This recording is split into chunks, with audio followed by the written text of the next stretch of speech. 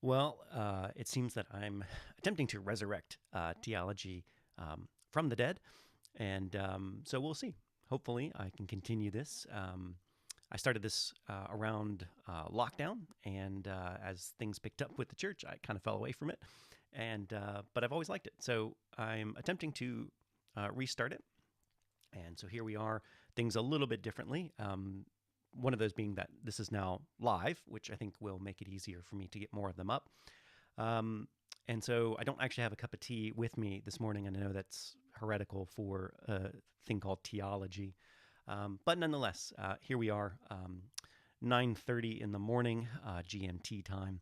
And so, yeah, let's have at it. So we've been working our way through the confession. I realize, again, there's a huge gap between 9.1 of the confession and 9.2, which we find ourselves at today.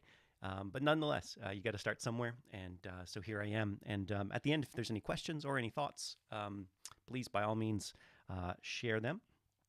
But chapter 9 is about free will, and it begins by speaking of the fact that humanity does have free will. The confession has really emphasized up to this point God's sovereignty over all things, and this is certainly not contradicting that. But after we move from section 1 of chapter 9, the next 4 sections are really about the fourfold estate of man, or man in the different states that he has found himself in throughout redemptive history. And so section 2 begins in the state of innocency. So we'll read that, and let's see if my new overlay here works. Ooh, perfect. This looks great.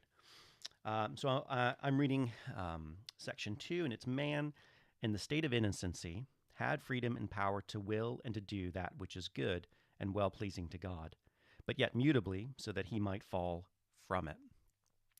So as you see here, this begins with what's calling the state of innocency. This is where man existed in this state in which he had the ability to do good, but unlike God, was, as the confession says, mutable, or is able to change. So he also had the ability to do evil as well. And we know the rest of the story with Adam and Eve. They chose, instead of to follow God, they followed the serpent, and they disobeyed God's law.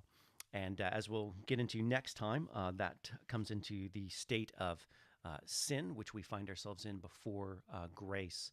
And so here, again, the confession is just starting by giving us not only a biblical anthropology, but really trying to explain to us that right, God is sovereign, yet he's not the author of sin. And so this second section here really highlights that we could have done what was pleasing to God. We could have not sinned. Humanity could have continued in this state, but it was humanity's choice and humanity's sin that brought about the fall and the estate where we find ourselves in today. But that's next time. So with this, it just will remind us of God's goodness in creation, and where we were, and also wonderfully leading us to the end of this section of glorification, where we will be. So anyway, if you have any questions, have any thoughts, I'm by no means an expert here, but with that, let me switch back over here. Yeah, with that, hopefully we'll have a bit more regular schedule of this. But anyway, that's it for me this morning. Hope you have a wonderful rest of the day. And again, just let me know. Leave a comment. Thanks, everyone.